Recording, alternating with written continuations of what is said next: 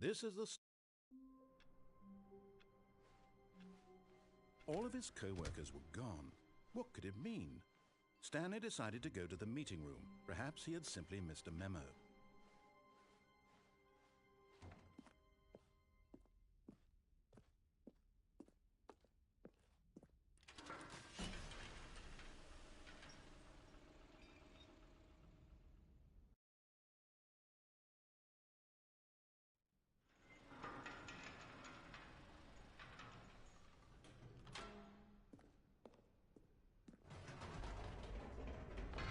You see, Stanley, I've been reflecting on the Stanley Parable and about how roundly disappointing this ultra-deluxe version has turned out to be.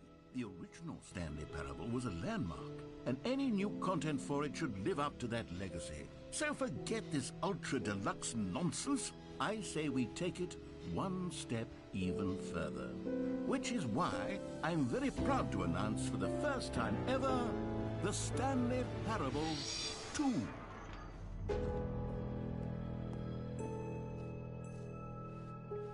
Yes, you see, isn't this far superior to a measly port with a few minor additions? Think of all the new territory we'll cover with a fully fledged sequel. An entirely new experience, built from the ground up. Why, there are so many possibilities. It could go in so many different directions. This is what fans have truly been asking for. Now, to be clear, I haven't quite nailed down what exactly the Stanley Parable 2 is going to be, but let's take a look at some of the features I've been developing for it. I figure that if I can loosely organize a handful of interesting concepts, that surely the game will sort of naturally spring up around them. Here we are. Go on, try out some of the new features.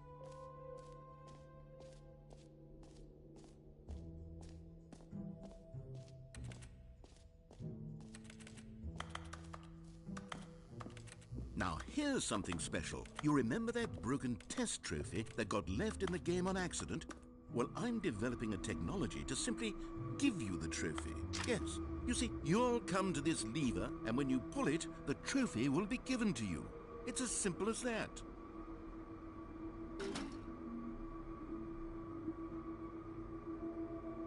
As you can see, the machine is not working yet since... Wait, what in the holy hell is going on? You got the trophy? Why did the machine work? Stanley, I didn't fix it. I didn't do anything to it. I swear, it was broken just a second ago. Who fixed it? Is someone here? Are we being watched? Oh, God. Composure, composure. Yes, as you can see, the machine is working as normal, as I intended. It truly speaks to the awe-inspiring magic of the Stanley Parable 2. Breathe. Just breathe.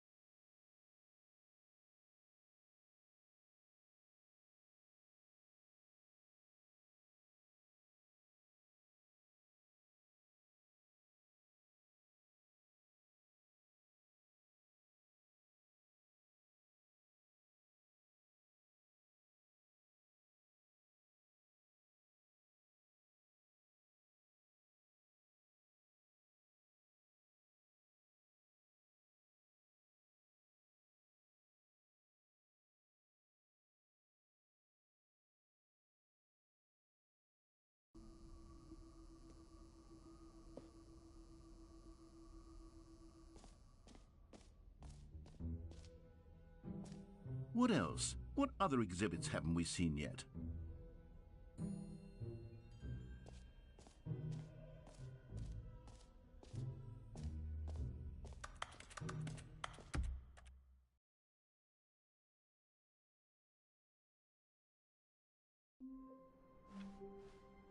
All of his co-workers were gone. What could it mean? Stanley decided to go to the meeting room. Perhaps he had simply missed a memo.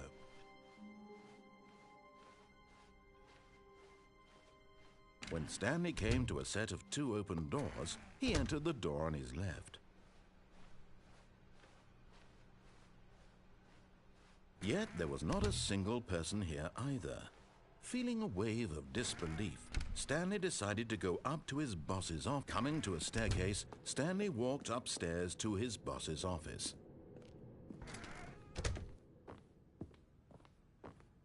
Stepping into his manager's office, Stanley was once again stunned to discover not an indication of any human life. Shocked, unraveled, Stanley wondered in disbelief who orchestrated this. What dark secret was being held from him? What he could not have known was that the keypad behind the boss's desk guarded the terrible truth that his boss had been keeping from him. And so the boss had assigned it an extra secret PIN number, 2845. But of course, Stanley couldn't possibly have known this.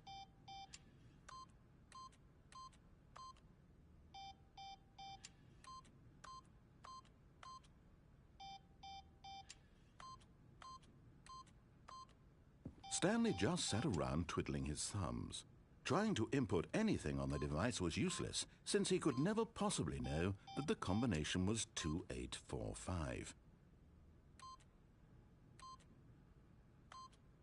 Yet incredibly, by simply pushing random buttons on the keypad, Stanley happened to input the correct code by sheer luck. Amazing!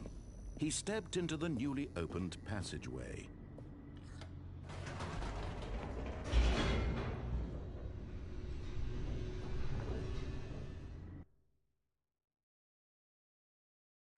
Descending deeper into the building, Stanley realized he felt a bit peculiar. It was a stirring of emotion in his chest, as though he felt more free to think for himself, to question the nature of his job. Why did he feel this now, when for years it had never occurred to him? This question would not go unanswered for long. Stanley walked straight ahead through the large door that read Mind Control Facility.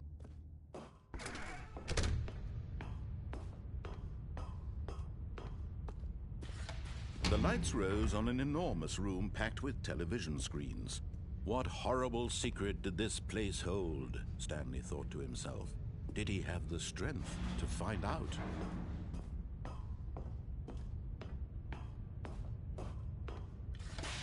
Now the monitors jumped to life, their true nature revealed. Each bore the number of an employee in the building, Stanley's co-workers.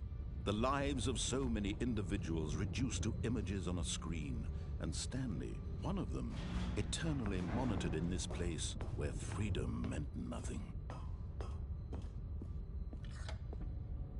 This mind control facility, it was too horrible to believe. It couldn't be true.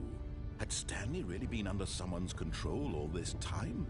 Was this the only reason he was happy with his boring job? That his emotions had been manipulated to accept it blindly?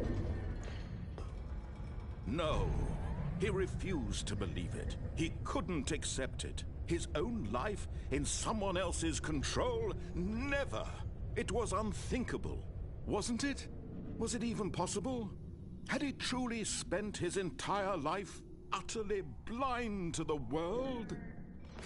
But here was the proof, the heart of the operation. Controls labeled with emotions, happy or sad or content. Walking, eating, working, all of it monitored and commanded from this very place.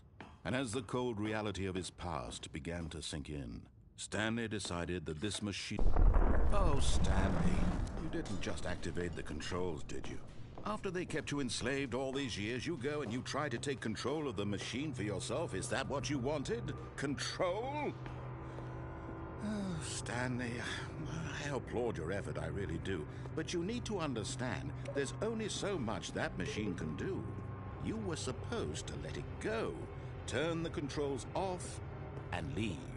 If you want to throw my story off track, you're going to have to do much better than that.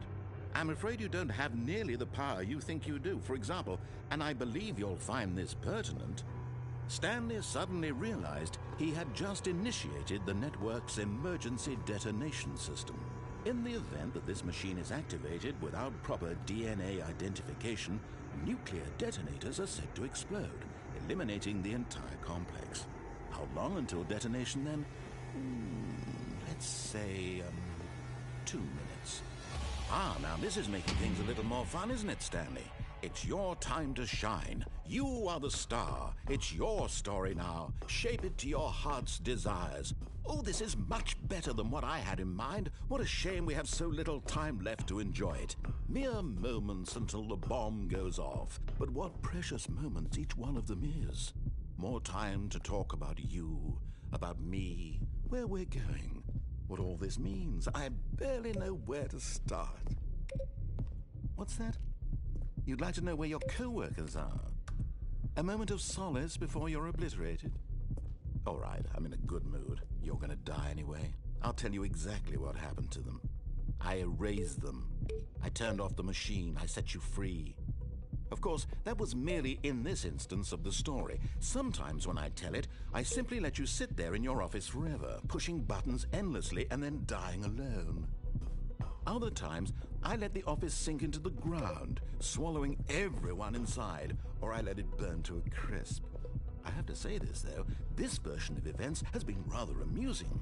Watching you try to make sense of everything and take back the control wrested away from you, it's quite rich. I almost hate to see it go.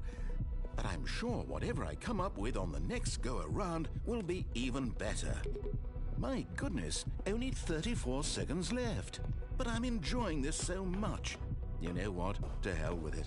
I'm going to put some extra time on the clock, why not? These are precious additional seconds, Stanley. Time doesn't grow on trees. Oh dear me, what's the matter, Stanley? Is it that you have no idea where you're going or what you're supposed to be doing right now? Or did you just assume when you saw that timer that something in this room was capable of turning it off? I mean, look at you. Running from button to button, screen to screen, clicking on every little thing in this room. These numbered buttons, no, these colored ones, or maybe this big red button, or this door. Everything, anything, something here will save me. Why would you think that, Stanley? That this video game can be beaten? Won? Solved? Do you have any idea what your purpose in this place is? Stanley, you're in for quite a disappointment. But here's a spoiler for you. That timer isn't a catalyst to keep the action moving along. It's just seconds ticking away to your death. You're only still playing instead of watching a cutscene because I want to watch you for every moment that you're powerless. To see you made humble. This is not a challenge. It's a tragedy. You wanted to control this world, that's fine. But I'm going to destroy it first, so you can't. Take a look at the clock, Stanley. That's 30 seconds you have left to struggle. 30 seconds until a big boom and then nothing. No ending here, just you being blown to pieces. Will you cling desperately to your frail life, or will you let it go peacefully? Another choice. Make it count, or don't. It's all the same to me, all a part of the joke. And believe me, I will be laughing at every second of your inevitable life from the moment we fade in until the moment I say, happily ever up.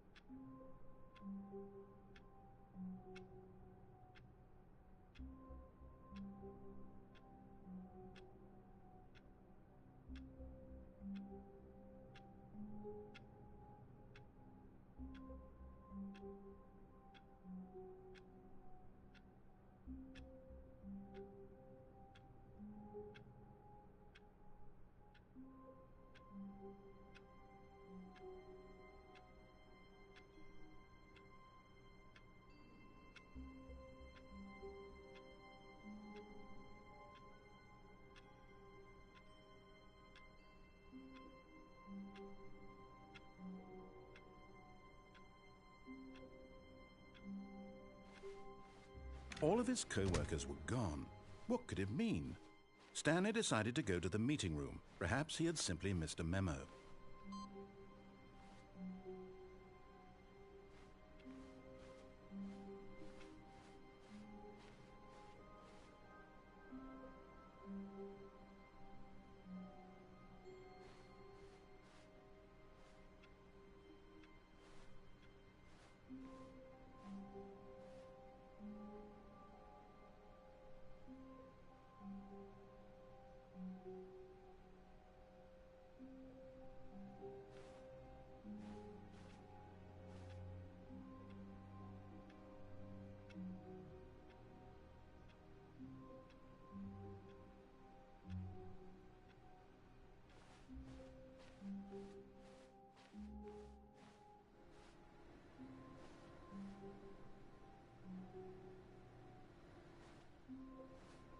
No matter how hard Stanley looked, he couldn't find a trace of his co-workers.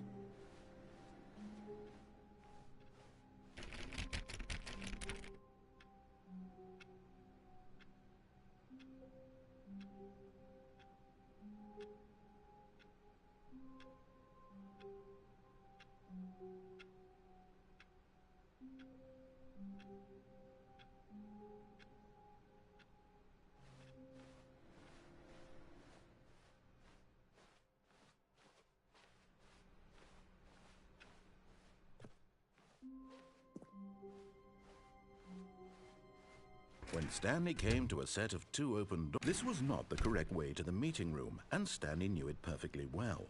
Perhaps he wanted to stop by the employee lounge first, just to admire it.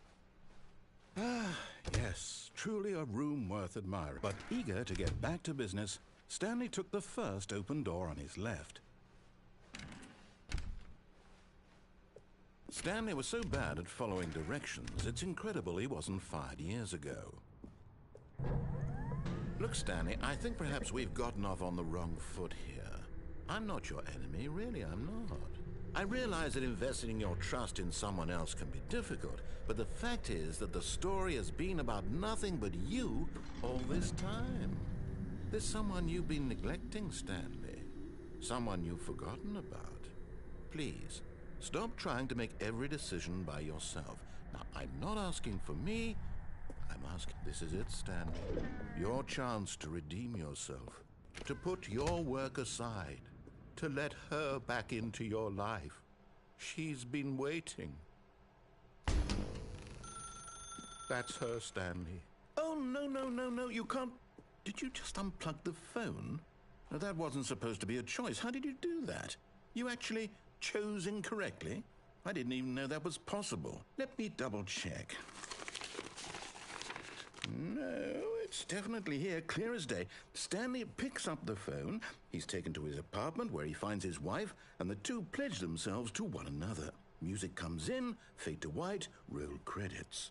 Not picking up the phone is actually somehow an incorrect course of action. How is that even possible? None of these decisions were supposed to mean anything. I don't understand. How on earth are you making meaningful choices? What did you... Wait a second. Did I just see... No, that's not possible. I can't believe it. How had I not noticed it sooner? You're not Stanley. You're a real person. I can't believe I was so mistaken. This is why you've been able to make correct and incorrect choices. And to think I've been letting you run around in this game for so long. If you'd made any more wrong choices, you might have negated it entirely. It's as though you completely ignored even the most basic safety protocol for real-world decision-making. Or did you not grasp the severity of the situation? Well, I won't have that kind of risk on my watch. I'm going to stop the game for a moment so we can educate you properly on safe decision-making in the real world. Please observe this helpful instructional video. Choice. It's the best part of being a real person, but if used incorrectly can also be the most dangerous.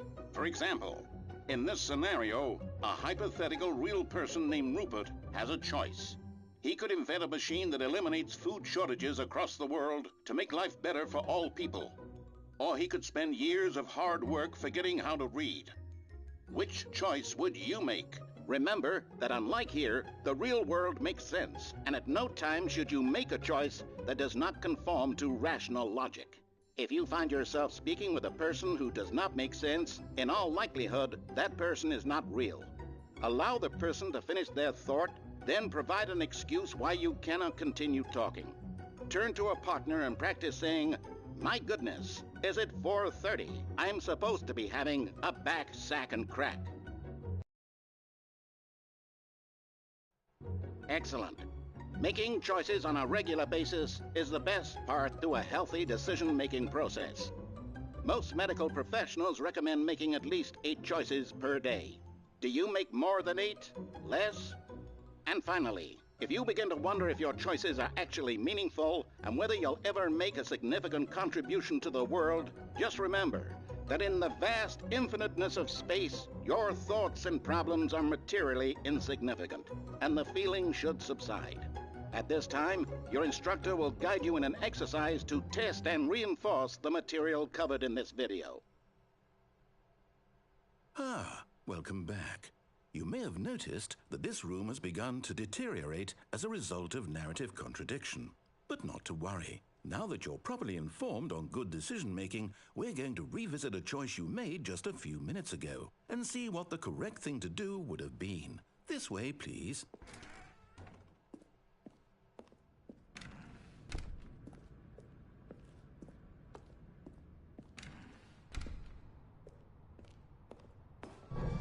Now that we know your choices are meaningful, we can't have you jumping off the platform and dying. Imagine the main character dying senselessly halfway through the story. That story would make no sense at all. We just need to get you home as soon as possible before the narrative contradiction gets any worse. Unfortunately, it seems this place is not well equipped to deal with reality.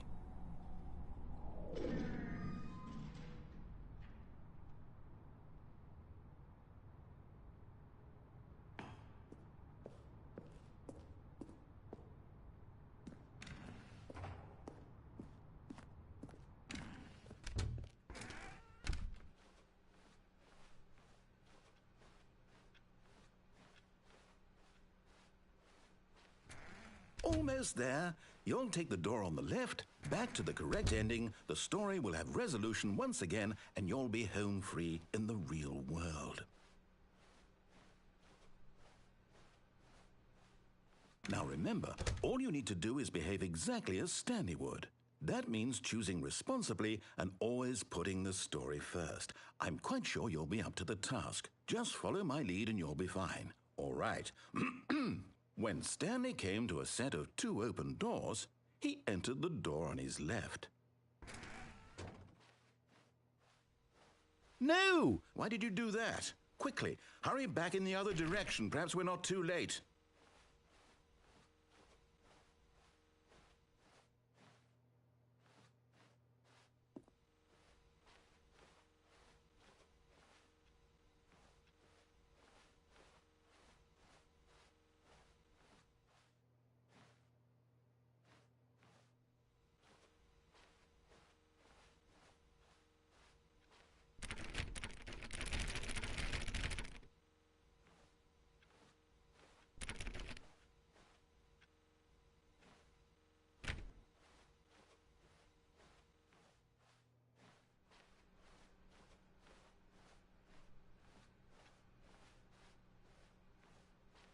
Oh, it's ruined.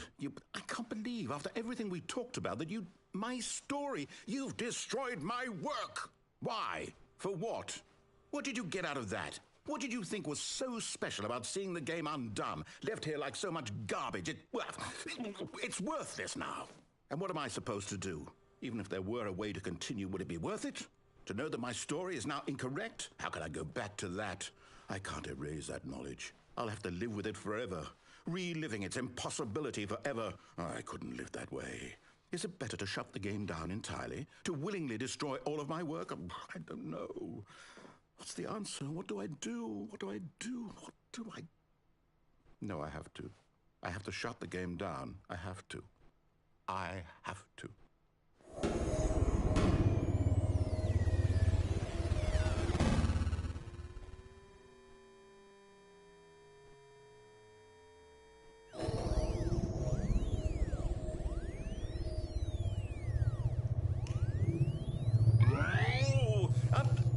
I'm here. I'm still here. Here in this pile of rubbish. With you. You. Who thought you were so clever. Now look where we are. My entire game is destroyed. It was the only thing in the world that was mine, and you've run it into the ground. What, did you think that would be funny? You just had to see? Didn't I impress upon you how important it was to be like Stanley? He actually knows how to do what I tell him to. He understands that if I say to do something, there's a damn good reason for it. That thought hadn't even occurred to you, had it? That there's a world outside of you? You're a child. Oh, my story. If you'd just gone through the door on the left, you would have seen it. There was a whole underground facility. You would have destroyed it and been victorious. It would have been so perfect. I worked so hard on it. I tried so hard to make... behave exactly as Stanley would. That means choosing responsibly and always putting the story first. I'm quite sure you'll be up to the task. Just follow my lead and you'll be fine. All right.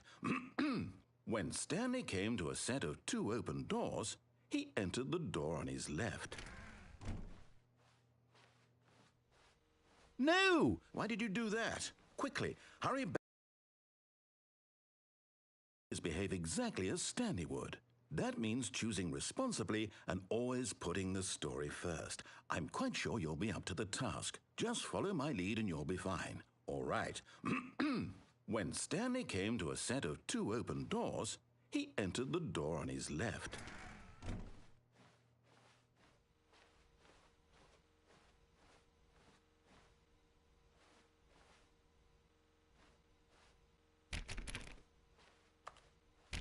No! Why did you do that? Quickly, hurry back. Behave exactly as Stanley would.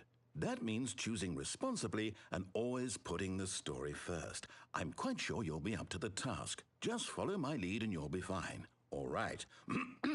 When Stanley came to a set of 2 open doors, he entered the door on his left.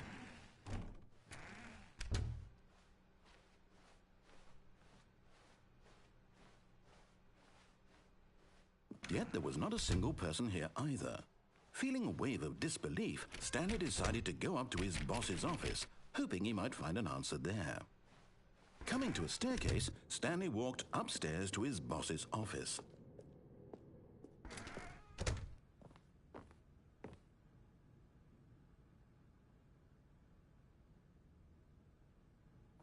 Stepping inside his manager's office, Stanley was once again stunned to discover not an indication of any human life. Shocked, unraveled, Stanley wondered in disbelief who orchestrated this, until he saw the door with a voice receiver next to it. Surely behind this door lay all the answers to his questions. And beyond all probability, he knew the passcode. He had seen it on his boss's computer just last week. Nightshark 115. Was this the code to open the door? Would it still work? There was only one way to find out. Stanley had been trained never to speak up, but now he would draw from within himself the courage to face the unknown. He drew a sharp breath and then spoke the code.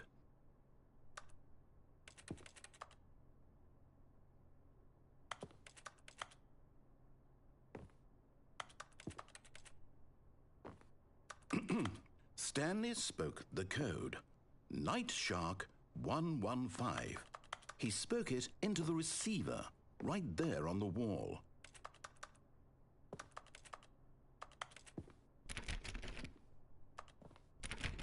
I'm sorry, is there a problem? You didn't mishear me, did you? Please speak the code into the receiver. Otherwise, we can't get on with the story. This is a crucial step.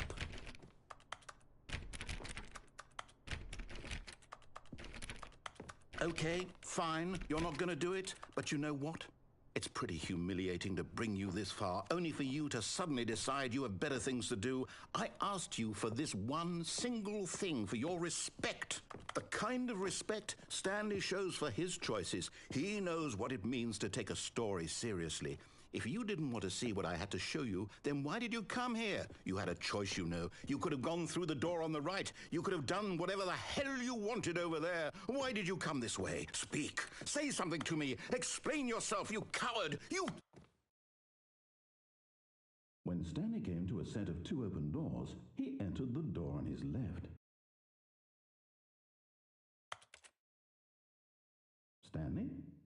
Hello? Are you... Is everything okay? Stanley, please. I need you to make a choice. I need you to walk through the door.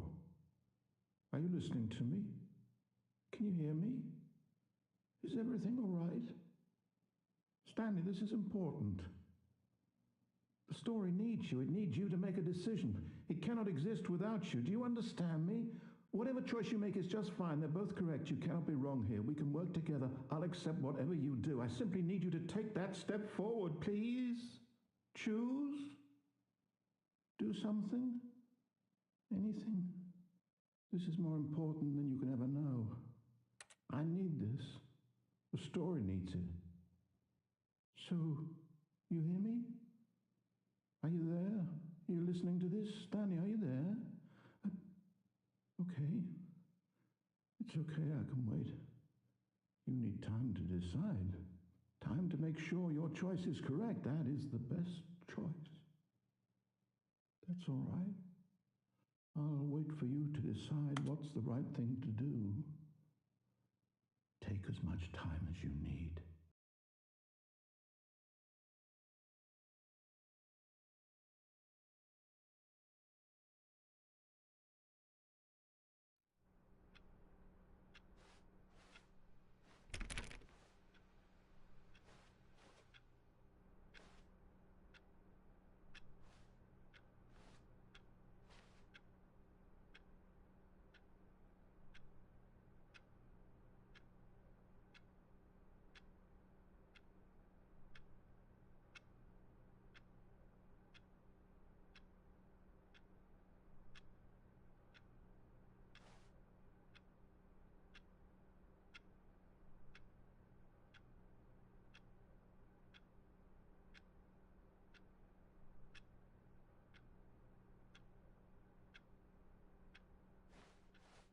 All of his co-workers were gone. What could it mean? Stanley decided to go to the meeting room. Perhaps he had simply missed a memo.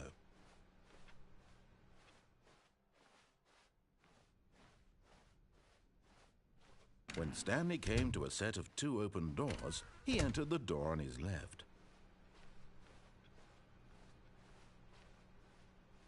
Yet there was not a single person here either. Feeling a wave of disbelief, Stanley decided to go up to his boss. Coming to a staircase, Stanley walked upstairs to his boss's office.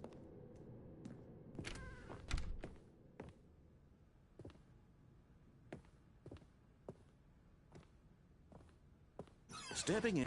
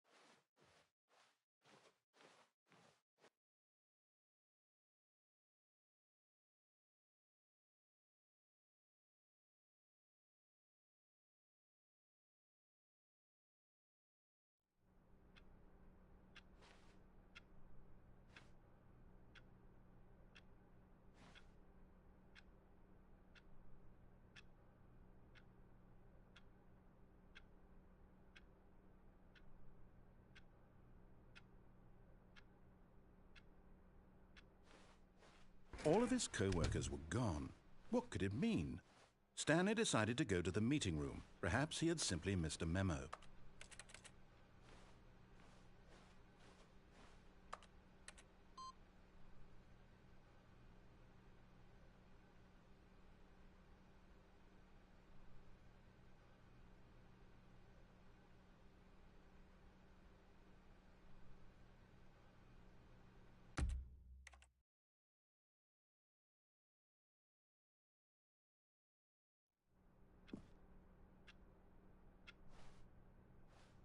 All of his co-workers were gone. What could it mean? Stanley decided to go to the meeting room. Perhaps he had simply missed a memo.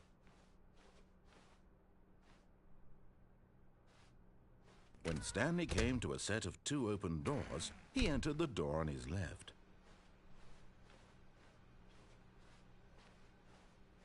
Yet there was not a single person here either.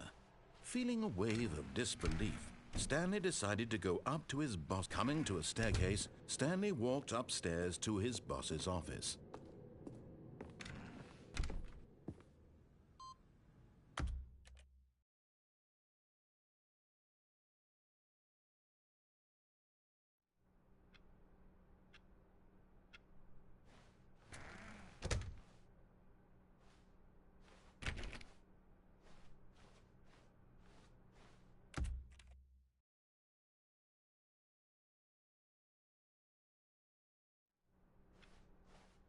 All of his co-workers were gone. What could it mean? Stanley decided to go to the meeting room. Perhaps he had simply missed a memo. No matter how hard Stanley...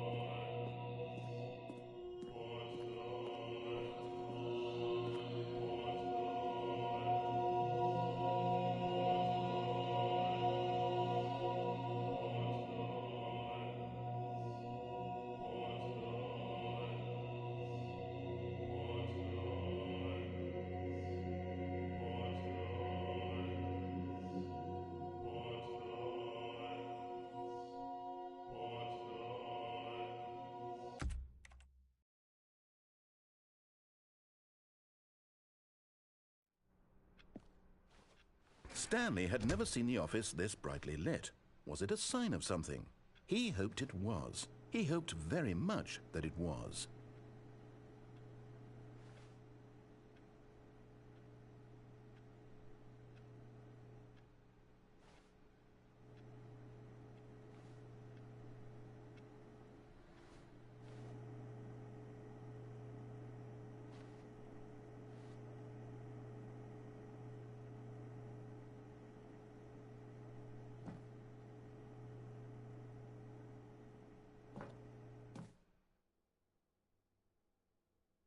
At first, Stanley assumed he'd broken the map, until he heard this narration and realized it was part of the game's design all along.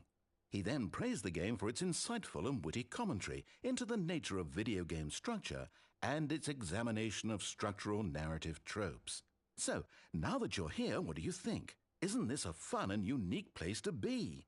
Why don't we take a minute just to drink it all in?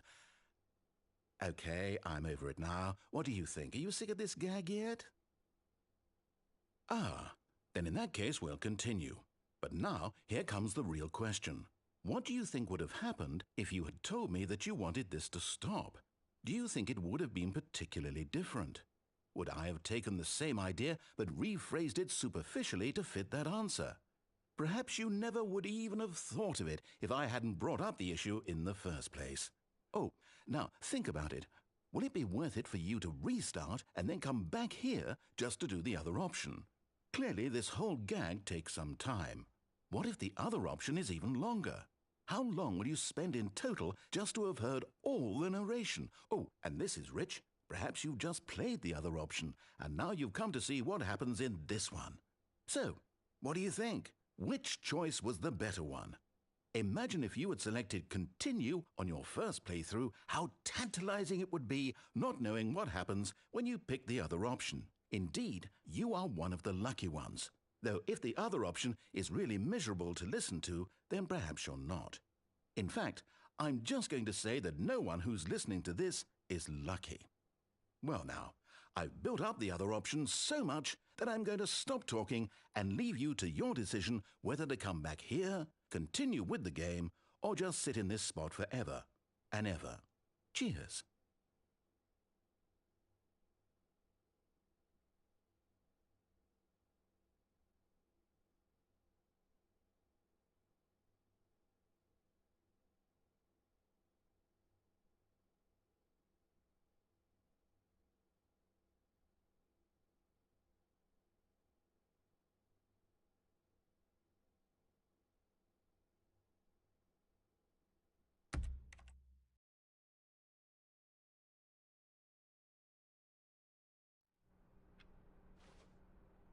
All of his co-workers were gone. What could it mean? Stanley decided to go to the meeting room. Perhaps he had simply missed a memo.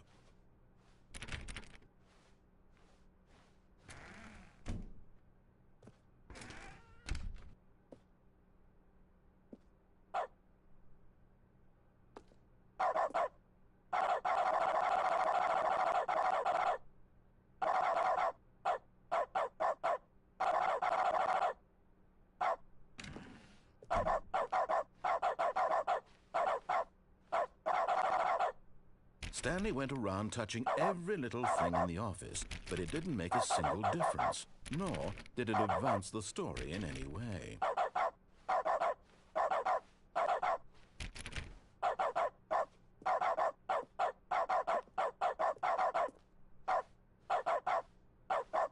A good bucket, a strong bucket, a humble bucket.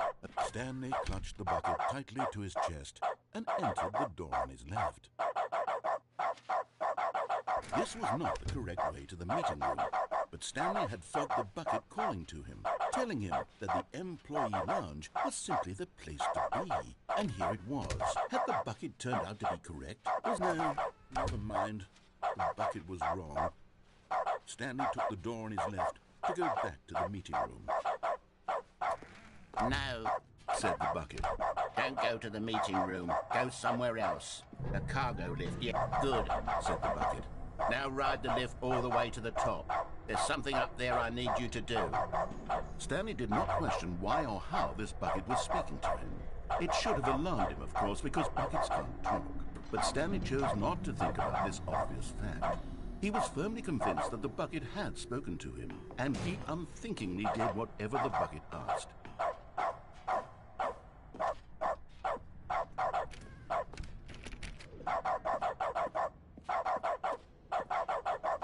No, stop. Look there on the wall. You see, there's a sign right there. It says, "No buckets past this point." Stanley, how could you think it was okay to bring the bucket here? Unless, what if the problem is that you actually don't know what is a bucket and what isn't a bucket? I suppose that would explain a lot about your behavior up to this point. Which, if that's true, well, my goodness, I think we have to do...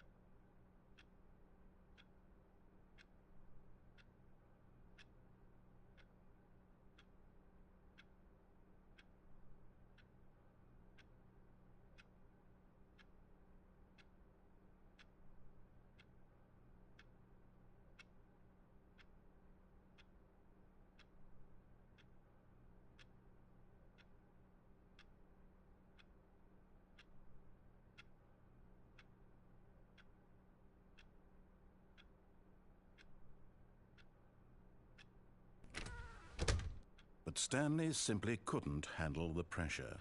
What if he had to make a decision? What if a crucial outcome fell under his responsibility? He had never been trained for that. No. This couldn't go anywhere except badly. The thing to do now, Stanley thought to himself, is to wait. Nothing will hurt me. Nothing will break me. In here I can be happy forever. I will be happy. Stanley waited. Hours passed, then days. Had years gone by? He no longer had the ability to tell. But the one thing he knew for sure, beyond any doubt, was that if he waited long enough, the answers would come. Eventually, someday, they would arrive. Soon, very soon now, this will end. He will be spoken to. He will be told what to do. Now it's just a little bit closer. Now it's even closer. Here it comes.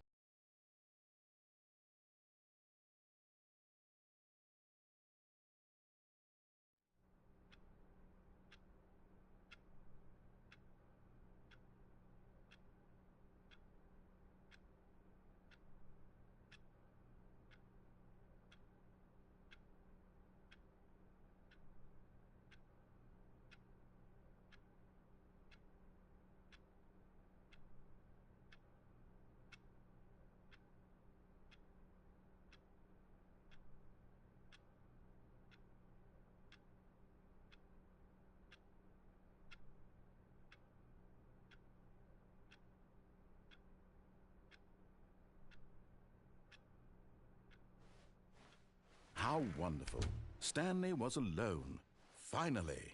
This is great, he thought to himself. This is what I've wanted all along. I got what I wanted. When Stanley came to a set of 2 open doors, he entered the door on his left. Yet there was not a single person here either. Feeling a wave of disbelief, Stanley decided to go up to his boss's office. Coming to a staircase, Stanley walked upstairs to his boss's office.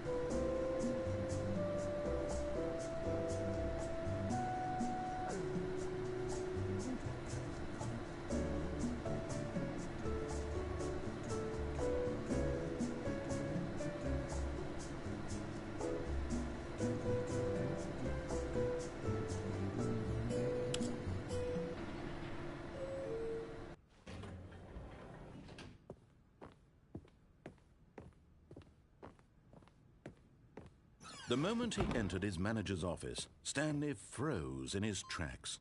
Not a living soul anywhere. Stanley was in such a rush to get through the story as quickly as possible, he didn't even have a single minute to just let the narrator talk. That kind of anxiety isn't healthy, so he relaxed for a few moments with some calming New Age music.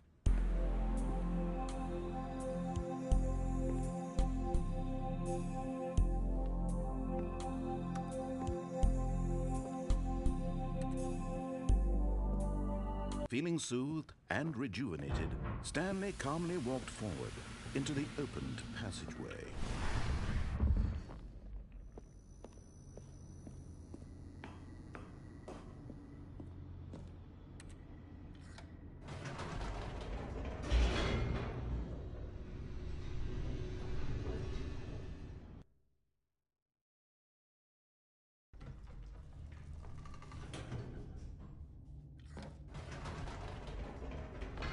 Whoops, nope, never mind. Stanley actually got back into the elevator and went back up. Silly me. Why did Stanley do that when he knew that it would just lead back to his boss's office? Well, that's a great question. I just can't wait to find out.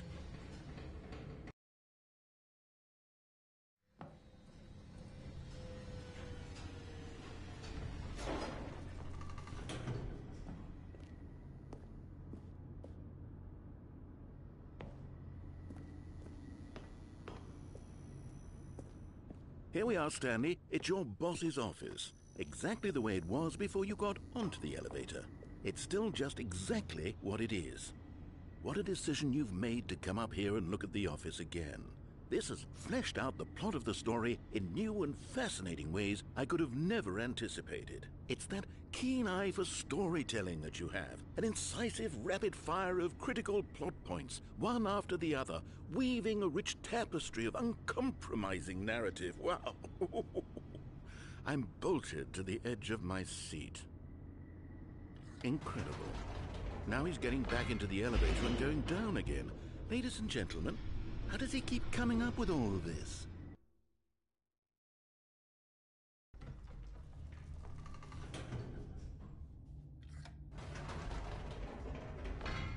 Did you think we were going to go forward down the spooky corridor? No. It's time once again to go back up in the elevator. I can't even begin to grapple with what might be up there. Is it the boss's office again? Or what if it's the boss's office this time? The suspense is killing me.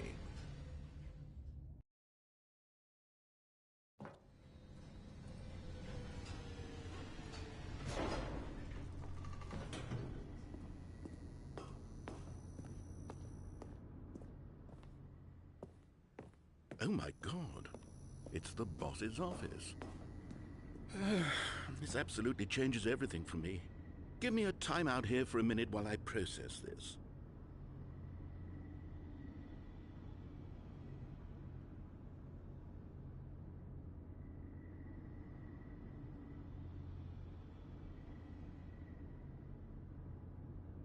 Okay, I'm ready. I'm prepared to embrace this stunning revelation and to move forward with... No, wait. No, I need more time to process.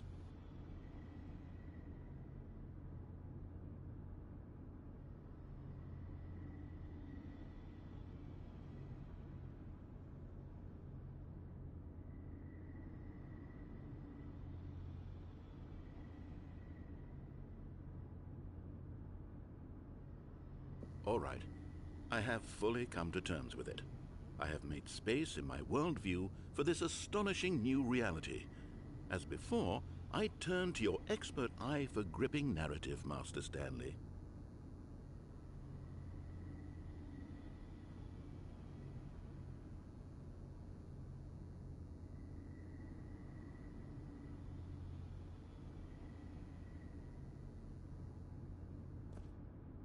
Of course.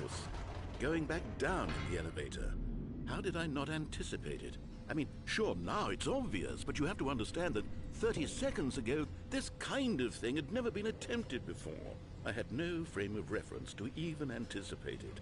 That's just how revelatory Stanley's decision-making is. A breath of fresh air in a landscape of storytelling that has grown stale and repetitive.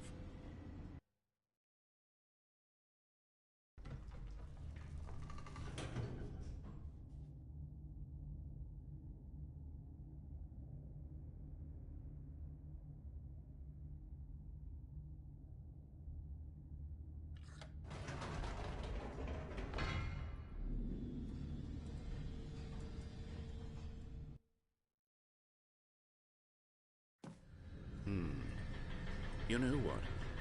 I've just thought of something. Hold on, let's stop for a moment. Don't you realize? It's the anticipation, Stanley.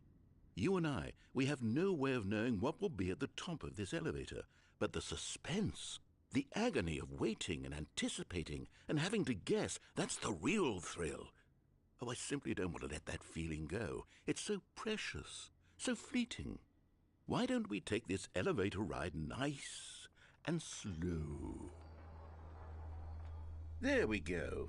Isn't this so much more exciting? You know, Stanley, it seems like nowadays the only thing that audiences want is to be shocked as loudly and frequently as possible. They want big, explosive moments flung right in their faces from the very moment that things get started. But where's the tension? Where's the trust in the audience to build a slow and nuanced appreciation for the story, the characters? Why aren't we given time to imagine the surprises, to have to think and to anticipate, and then to marvel at the eventual reveal? This is storytelling, Stanley. What you and I are doing right now. This is the most exciting narrative to be developed in years, and it's really all because of you. You're the one who took this bold step of revisiting the exact same locations over and over. Truly, I mean it. This is unique and different. It's not like anything else out there. You see, I want stories that surprise me, Stanley. I want to have to think. I want to be engaged and not pandered to. We're being fed such unimaginative drivel all the time, and we all know it, which is why we're so starved for content that makes us feel sharp and vital and alive. That's why people like you so much, Stanley, because you're not afraid to spit in the face of tradition. You're a role model, you know? People look up to you. Which is why, oh, I didn't know when to spring this on you, but, well, I've gathered a little press conference for you, so that you can talk about your work and your storytelling and your life. Yes, I know you're not much for the public eye, but I thought it would especially mean a lot to the people who have been following you from the beginning. They really look up to you, Stanley. I don't know if you realize the impact you have on them. This is the kind of gesture that might leave a tremendous impact on them for the better. Oh, good, we're here.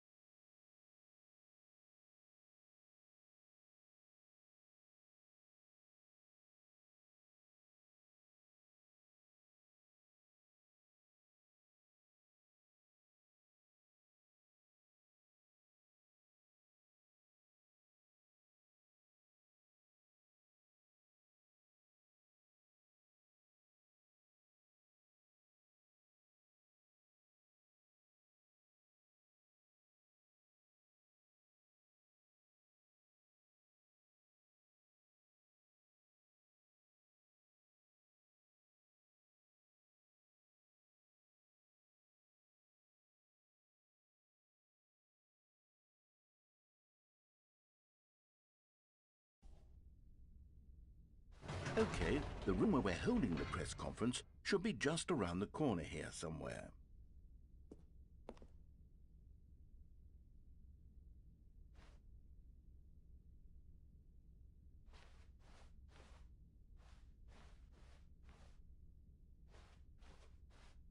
Ah, yes, here it is, just through this door.